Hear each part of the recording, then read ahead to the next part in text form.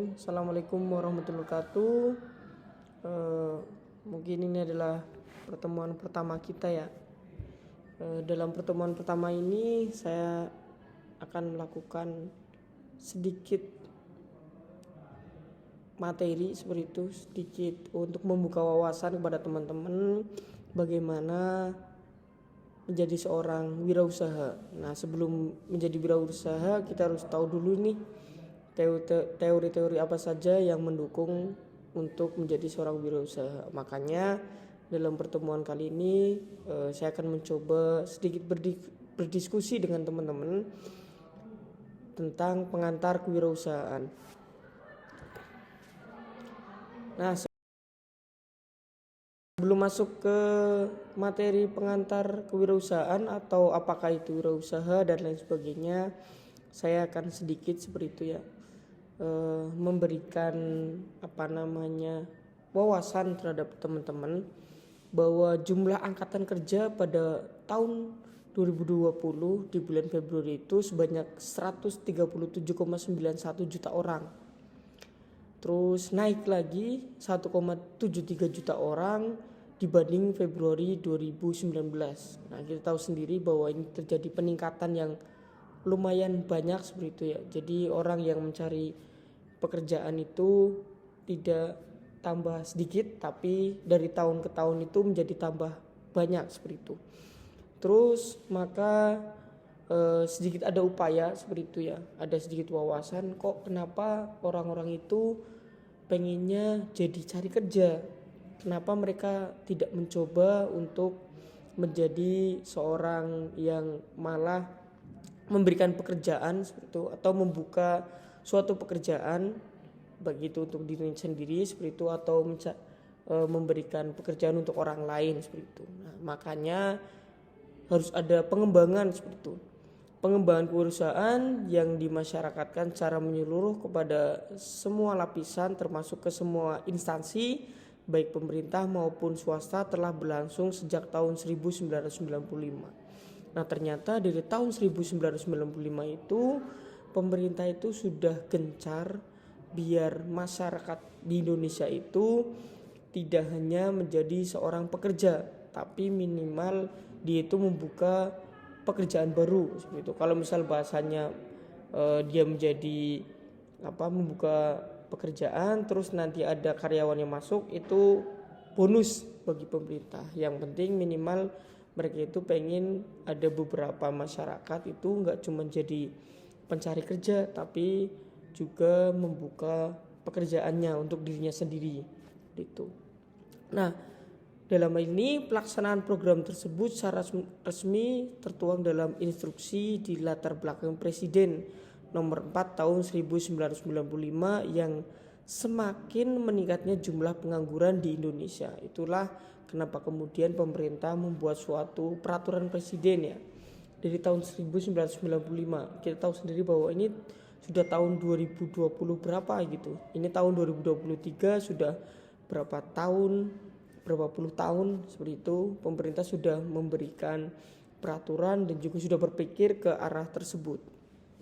Nah, bahkan hal ini ditegaskan oleh seorang pakar pendidikan Nasution tahun 2009 yang menyatakan bahwa kebanyakan lulusan pendidikan menjadi pengangguran adalah akibat mereka tidak memiliki impian dan tidak bersungguh-sungguh untuk meraihnya. Oleh karena itu, kegiatan awal adalah mengenai urgensi impian dalam hidup. Nah, dalam satu upaya tersebut untuk mengurangi tingkat pengangguran dan juga tidak punya impian seperti itu, maka kita juga harus memerlukan yang namanya impian kayak gitu ya. Dan bahkan kita tahu sendiri, mohon maaf, apalagi ini adalah kewirausahaan untuk mahasiswa, bahwa mungkin salah satu ataupun banyak ataupun sedikit itu pengangguran di dalam hal ini adalah pengangguran terdidik. Seperti pengangguran terdidik yang di sini dimaksud itu apa? Salah satunya adalah mahasiswa yang sudah lulus itu bingung mau kemana kayak gitu ya. Karena apa? Mereka pengangguran terdidik di sini itu biasanya pengennya menjadi job shaker. Nah, itu nggak mau jadi job maker atau yang disebut dengan wirausaha seperti itu. Atau syukur-syukur bisa menjadi pencipta lulusan perguruan tinggi yang menjadi seorang wirausahaan tidak serta mudah.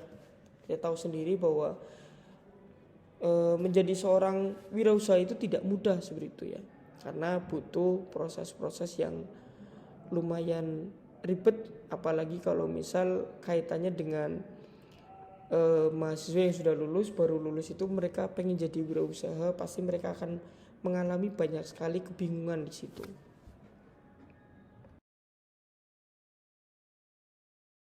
Belum menjadi seorang wirausaha seperti itu, nah kita juga harus mempunyai trik menjadi seorang wirausaha. Salah satunya adalah untuk meraih impian. Jadi ini adalah sedikit motivasi ataupun gambaran ataupun edukasi untuk teman-teman bagaimana memotivasi untuk meraih impian.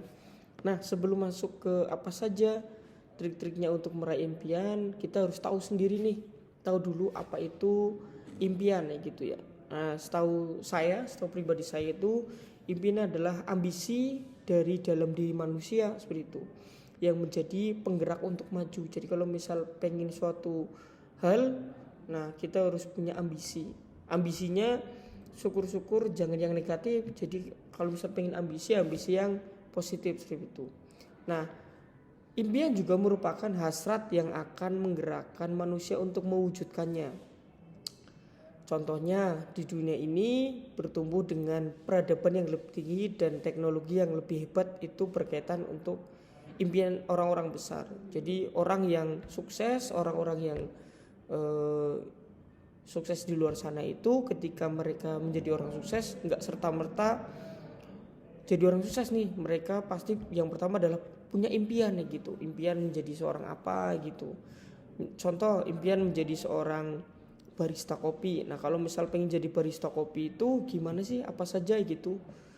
Harus bisa cara meracik kopi, terus kemudian cari bahan-bahannya kopi itu bagaimana, jenis-jenis kopi bagaimana. Nah itu kan mereka akan mencari tahu gitu ya. Makanya yang pertama adalah impian, kemudian impian tersebut akan menggerakkan seseorang agar bisa meraih impian tersebut.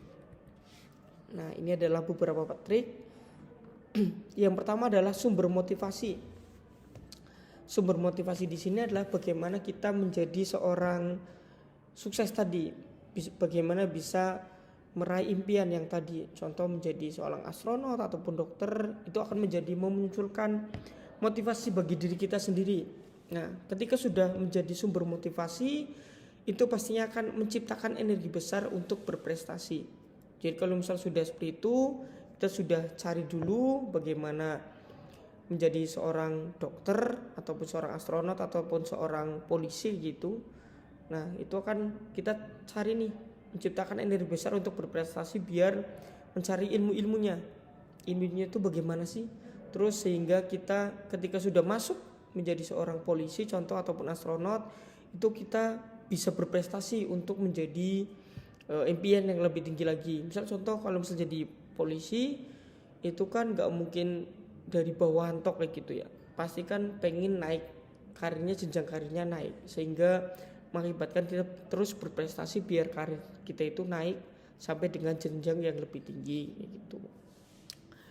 Nah, terus kemudian kehidupan menjadi lebih mudah dijalani. Nah tadi sudah ada sumber motivasi, menciptakan energi. Akhirnya apa? Kehidupan manusia itu kalau misal sudah punya bekalnya, motivasinya apa, sudah berprestasi, pasti syukur-syukur di dalam kehidupan manusia itu lebih mudah dijalani karena dia mampu untuk melakukan impian-impian tersebut. Step by stepnya itu jalan ya gitu ya.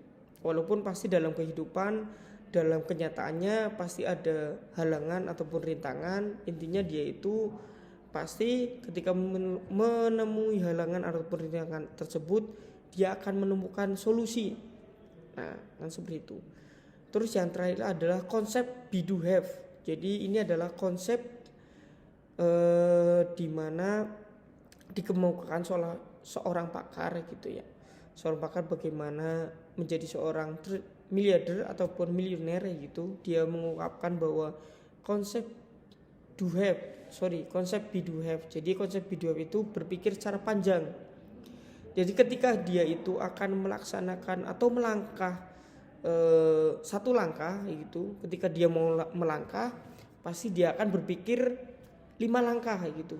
Jadi sebelum dia melangkah satu langkah, dia akan berpikir 5 langkah ke depannya itu bagaimana. Kalau misalnya saya melangkah seperti ini, kira-kira untuk ke depannya itu bagaimana ya? Apakah akan menimbulkan efek negatif ataupun efek positif gitu. Itu adalah konsep be do have. Jadi berpikir secara panjang, enggak cuman pokoknya itu dijalani aja itu enggak. Nah, kalau misal konsep be do have itu seperti itu, jadi berpikir secara panjang.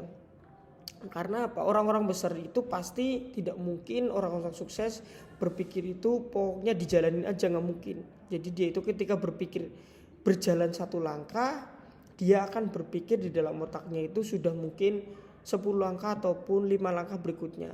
Apakah ini ada hal negatif ataupun positif dan sebagainya. Itu seperti itu. Nah, kemudian ini ada lagi sedikit impian gitu ya. Impian juga ternyata tidak cuma yang tadi saya berikan kayak gitu, nggak cuma 4, tapi impian juga harus smart. Nah, smart itu nggak memiliki arti pintar ataupun dan sebagainya gitu, itu enggak. Jadi smart di sini ada penjabarannya seperti itu. Nah, smart yang pertama adalah harus spesifik. Apa sih spesifik itu? Anda harus jelas mengenai apa yang Anda inginkan. Dengan demikian Anda akan lebih mudah dalam membuat perencanaan. Nah, itu jadi kalau misal kita harus spesifik kayak gitu ya. Kita harus jelas nih mau kemana gitu, harus detail. Jangan kita mau kemana kita bingung kayak gitu. Contohnya, saya memiliki impian menjadi orang sukses. Nah, diganti dengan contohnya itu apa ya? Saya memiliki impian untuk menjadi seorang manajer pemasaran di PT bla bla bla gitu ya. Dengan penghasilan misal contoh 1 bulannya 100 juta, itu contoh. Ini contoh. Atau bisa juga karena ini mata kuliahnya adalah mata kuliah kewirausahaan, saya pengen menjadi seorang wirausahaan di bidang ini, kontraktor contoh gitu. Nah, terus pengen penghasilannya 1 bulan itu ataupun enggak penghasilan ya, saya pengen punya, karena kontraktor saya itu pengen punya kontrak di misal mengerjakan suatu pekerjaan itu nilainya dalam satu pekerjaan 1M gitu. Nah, itu contoh. Itu adalah contoh dari smart. Yang pertama itu adalah spesifik. Terus yang berikutnya adalah ada yang namanya measurable. Apa sih measurable? Measurable itu impian haruslah terukur. Nah, jadi kalau misal impian terukur itu tahu impian Anda itu sudah tercapai atau belum. Misal contoh, kalian membuat list seperti itu, membuat list impian saya ketika 1 tahun ini harus mempunyai ini. Terus dalam 5 tahun ini. Nah, kalau misal sudah 1 tahun, kira-kira impian saya sudah tercapai atau belum? Kalau misal belum tercapai itu bagaimana? Apa kelemahannya seperti itu ya? Contoh kelemahannya itu ini. Nah, itu harus kita nanti evaluasi seperti itu. Tapi kalau misal contoh itu tadi adalah contoh yang negatif. Contoh ini adalah contoh yang positif. Saya sudah melis 1 tahun impian saya itu 1 tahun saya pengen punya penghasilan contoh 20 juta contoh seperti itu ya dalam bisnis saya. Tapi ternyata dalam bisnis saya 1 tahun per bulannya itu penghasilan saya itu 30 juta. Itu kan berarti sudah melebihi dari impian saya gitu ya. Nah, itu adalah contoh impian yang kurang terukur dan juga sudah melebihi ekspektasi. Itu seperti itu. Terus yang berikutnya adalah achievable. Apa sih achievable? Achievable adalah impian Anda harus dapat Anda raih tadi. Jadi dari spesifik ke measurable, achievable itu kita harus meraih impian tersebut. Saya pengen 1 tahun punya penghasilan 1 bulan 20 juta contoh. Terus kemudian dalam 1 tahun saya pengen mempunyai kendaraan sport contoh gitu ya, baik itu kendaraan motor ataupun mobil. Nah itu harus terukur seperti itu, jadi biar kita tahu. Terus yang berikutnya adalah realistik. Apa itu realistik? Realistik di sini adalah impian Anda harus masuk akal. Jadi masuk akal di sini, misal contoh tadi yang saya ngomong, saya pengen punya dalam 1 tahun itu, ketika saya sudah punya bisnis ataupun pekerjaan 1 tahun, saya harus punya kendaraan. Nah tapi dalam proses berjalannya impian tersebut ataupun proses berjalannya bisnis tersebut, Anda itu tidak melaksanakan proses tersebut. Misal contoh saya pengen punya kendaraan tapi nggak menabung atau nggak menghemat ataupun lain sebagainya, itu kan tidak mungkin impian Anda menjadi punya kendaraan itu teman-teman tidak akan terbukti kayak gitu. Jadi nggak realistis lah pengen kendaraan tapi saya bersifat boros dalam keseharian saya, itu kan nggak realistis. Itu contoh gitu ya, tuh gitu. Nah terus yang terakhir, mohon maaf ini ada kesalahan, source-nya itu adalah time bound. Apa sih time bound di sini? Time bound adalah impian haruslah memiliki garis waktu yang jelas kapan impian tersebut Anda raih. Tadi sudah dijelaskan ketika di sini ya, di measurable gitu. Nah ini mohon maaf yang terakhir itu bukan realistik tapi time bound. Jadi harus terukur dengan jelas. Ini kayak kalau saya pengen kendaraan itu pengennya itu dalam waktu 1 tahun ataupun berapa tahun, itu kayak gitu. Masuk ke materi yang seharusnya seperti itu ya. Tadi sedikit wawasan untuk teman-teman.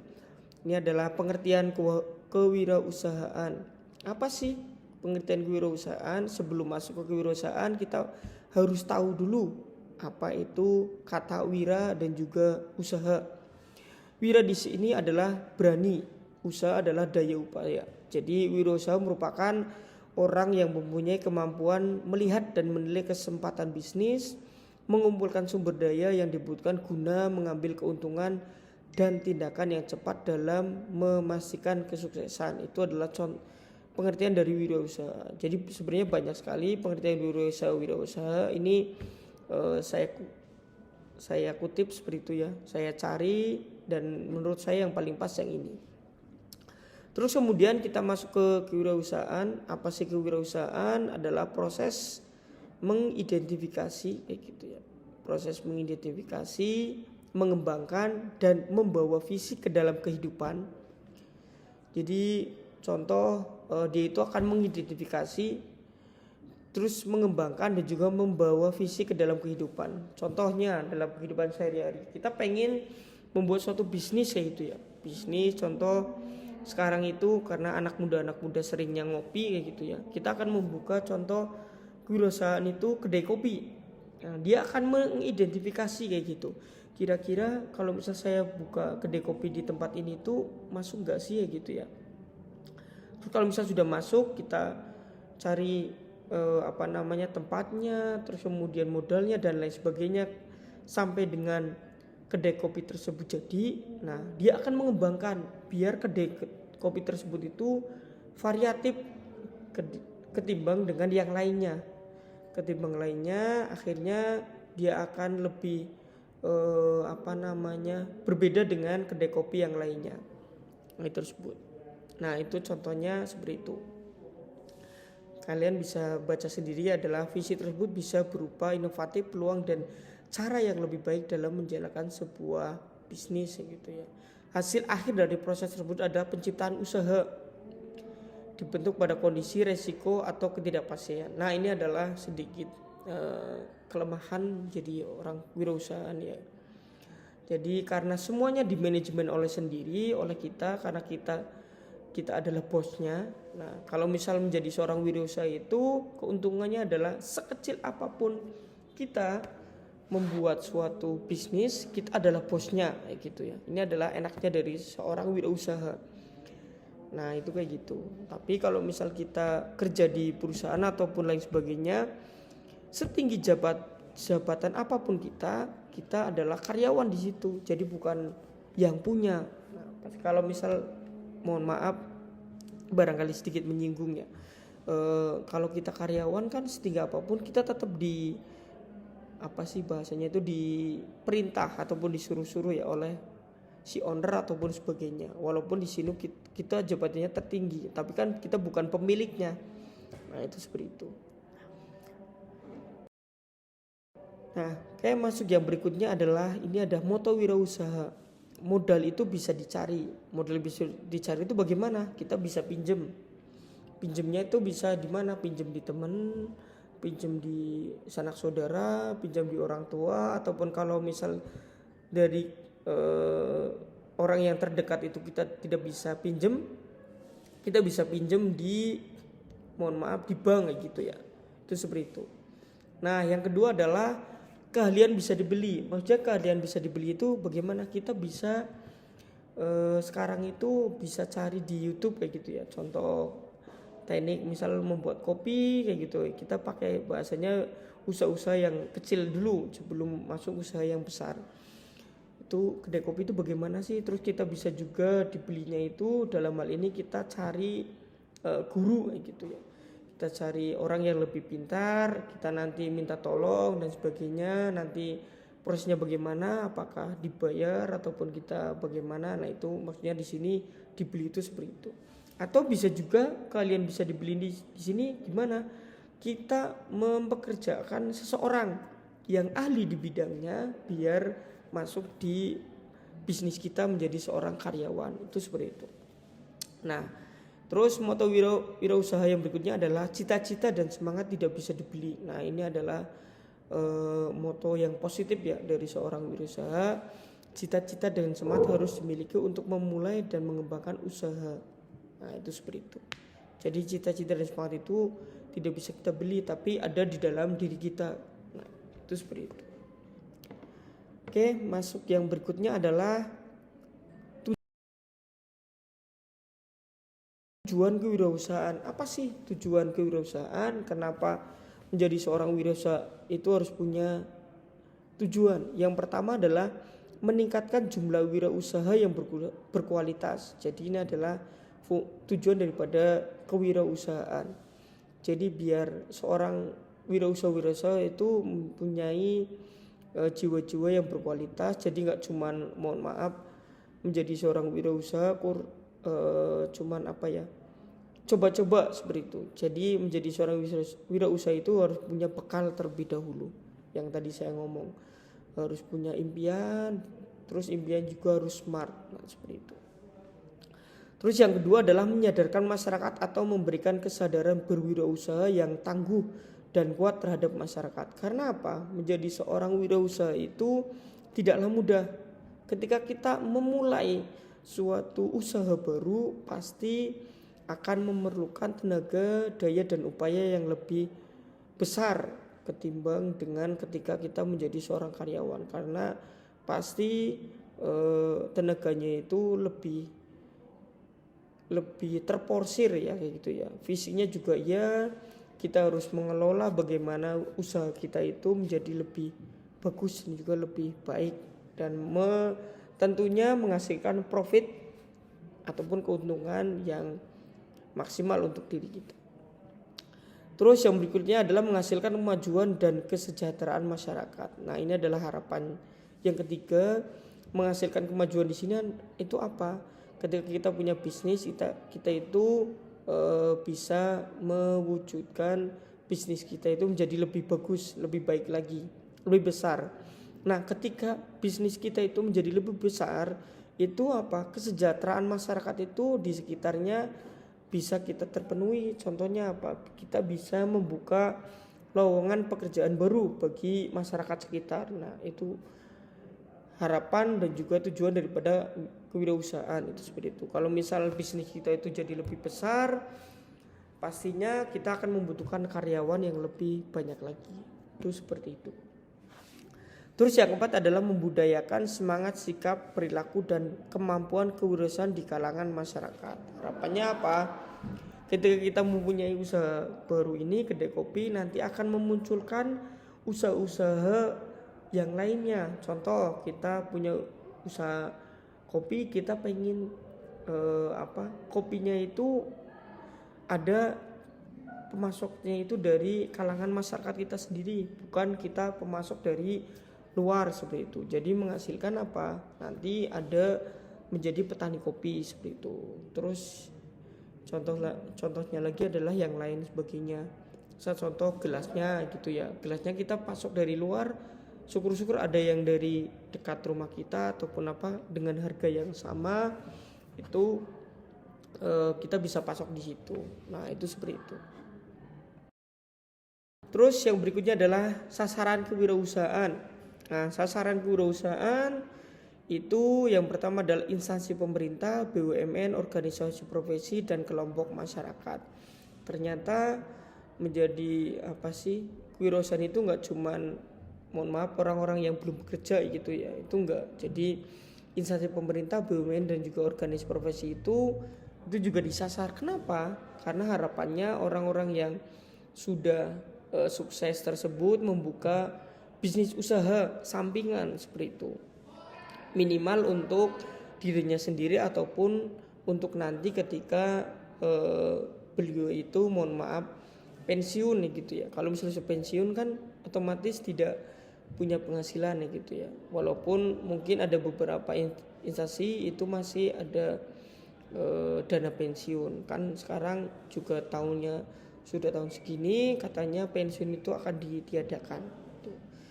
Nah, diganti dengan yang lain saya kurang paham seperti itu ya. Nah, makanya harapannya mereka punya passive income lah seperti itu dengan cara membuka usaha-usaha baru. Ketika membuka usaha baru otomatis nanti akan timbul pekerjaan-pekerjaan juga untuk ada lowongan pekerjaan baru di dalamnya.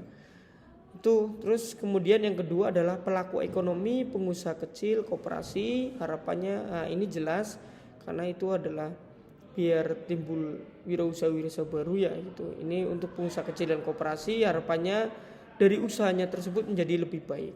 Terus yang berikutnya adalah ini yang ada pada diri kalian teman-teman masing-masing. Itu apa? Generasi muda sekarang itu yang disasar adalah anak-anak putus sekolah terus calon wirausaha. Calon wirausaha di sini adalah bisa juga yang tadi saya ngomong ketika di awal itu lulusan baik itu SMK ataupun perguruan tinggi kayak gitu ya, yang sudah punya jiwa-jiwa wirausaha. Jadi dia pengen membuka suatu usaha baru. Nah, itu seperti itu contohnya. Ini adalah sasaran untuk kewirausahaan. Apa sih keuntungan? Nah, kita tahu sendiri kalau misal ada keuntungan pasti kerugian. Nah, kita akan bahas terlebih dahulu itu keuntungannya seperti itu ya. Apa sih enaknya menjadi seorang wirausaha gitu? Enaknya ya menjadi wirausaha yang pertama adalah otonomi. Dia bisa mengatur sendiri pengeluarannya, terus kemudian pendapatannya itu bagaimana, dia akan mengatur kontrol sendiri. Dia juga menjadi otonomi itu artinya dia tidak bisa terpengaruh oleh orang lain gitu ya. Karena dia yang akan mengatur semuanya sendiri gitu. Terus yang berikutnya adalah tantangan awal dan perasaan motif berprestasi.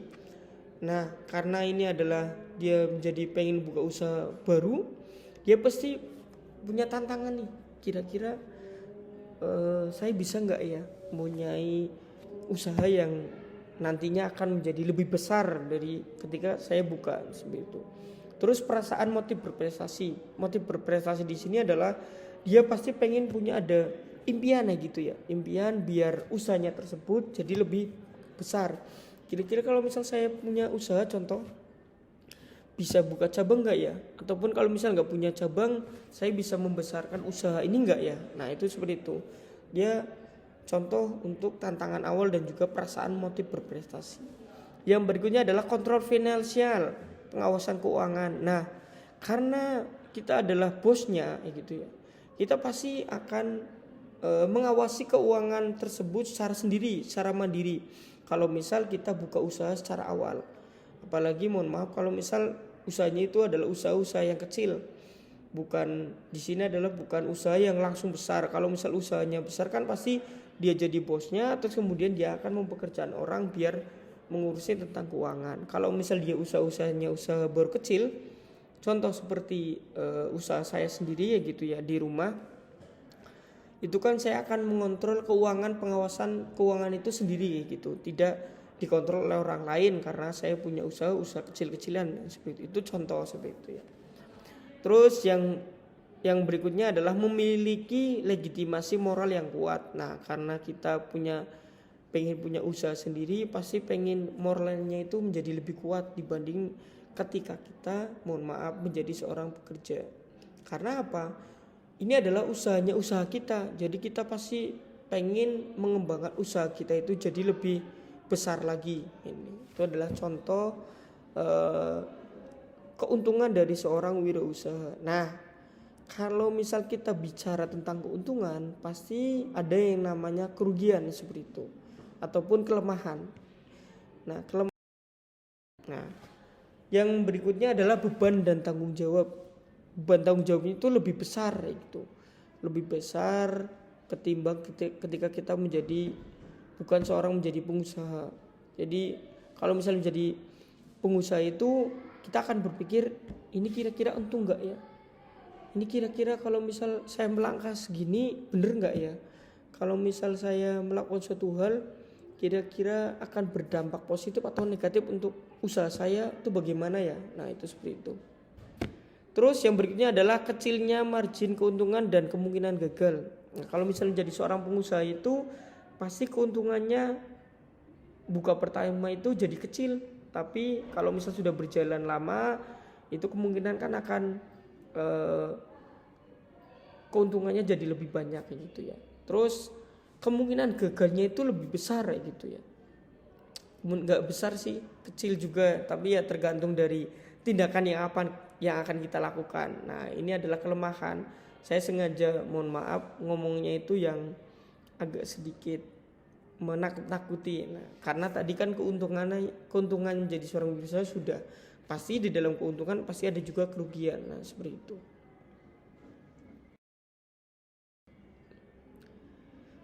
Terus apa sih manfaat? Tadi sudah keuntungan, kerugian, terus manfaatnya apa menjadi seorang wirausaha?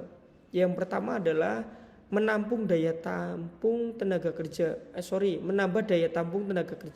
Kalau misal kita sudah punya bisnis yang besar, pasti tenaga kerja kita akan bertambah gitu ya. Kita membutuhkan tenaga kerja baru. Nah, itu seperti itu.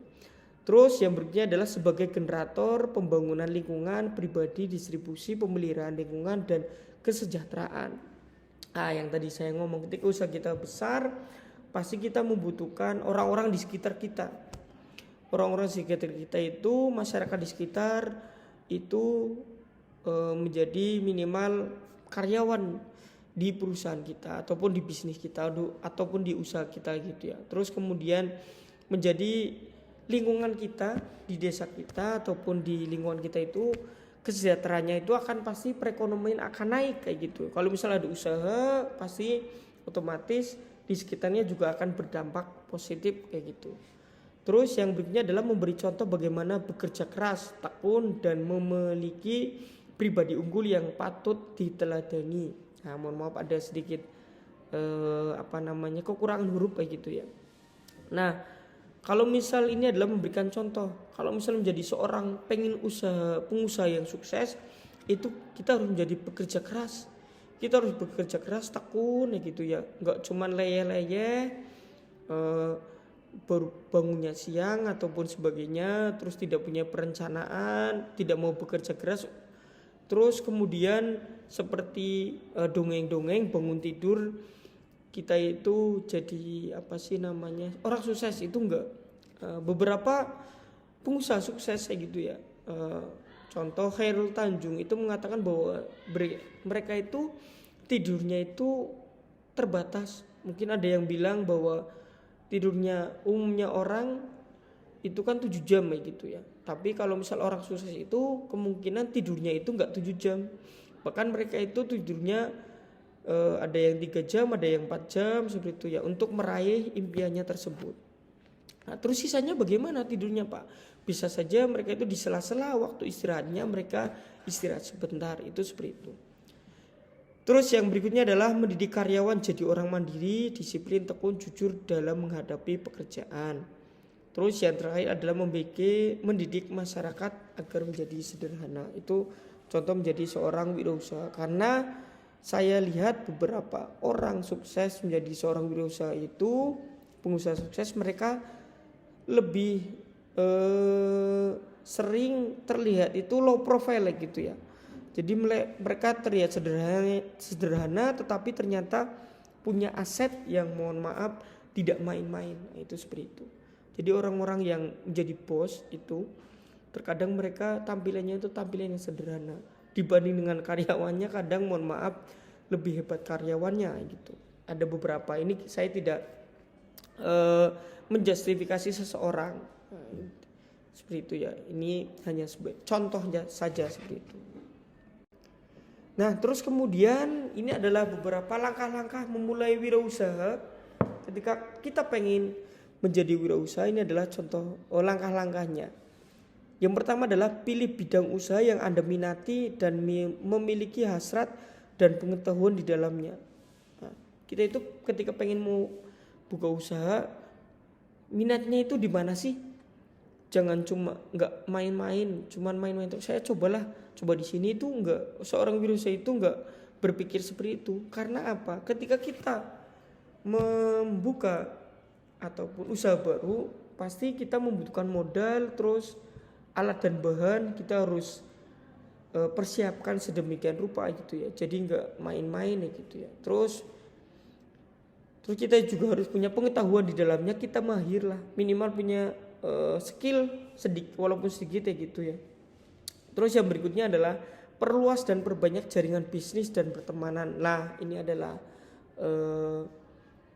trik menjadi seorang wirausaha. Jadi harus punya channel lah gitu ya, channel bisnis, jaringan bisnis yang terkait dengan kita biar untuk mendukung bisnis kita gitu. Yang tadi saya ngomong, ketika kita pengen mempunyai bisnis kedai kopi, kita juga harus mempunyai jaringan bisnis yang kira-kira kita pasok kopinya di mana sih, terus kemudian kita pasok gelasnya di mana sih, alat-alat kopinya di mana sih, biar menunjang untuk bisnis kita. Terus pilihlah keunikan dan nilai unggul dalam produk dan jasa Anda. Nah, contoh tadi kita pengen punya kedai kopi kita itu apa sih yang berbeda dengan kedai kopi yang lain seperti itu. Contohnya signaturnya apa sih, biar menarik dari pelanggan itu biar ke kita. Terus jaga kredibilitas dan brand image.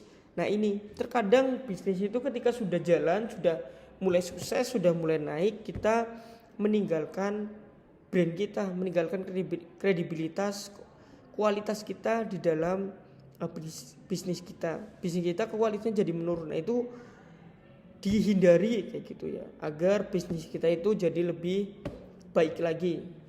Terus yang berikutnya adalah berhemat dalam operasional secara terencana, serta sisihkan untuk modal kerja dan penambahan investasi alat-alat, produk dan jasa. Nah, kita harus punya dana gitu ya. Kalau misal contoh keuntungannya 100.000, nanti 50.000 untuk contoh 50.000 untuk menggaji karyawan, terus 20.000 nanti untuk yang lainnya. Nanti ada dana save tersendiri, misal contoh 5.000 dari keuntungan kita itu kita sisihkan. Nah, untuk hal-hal yang tidak terduga, itu seperti itu.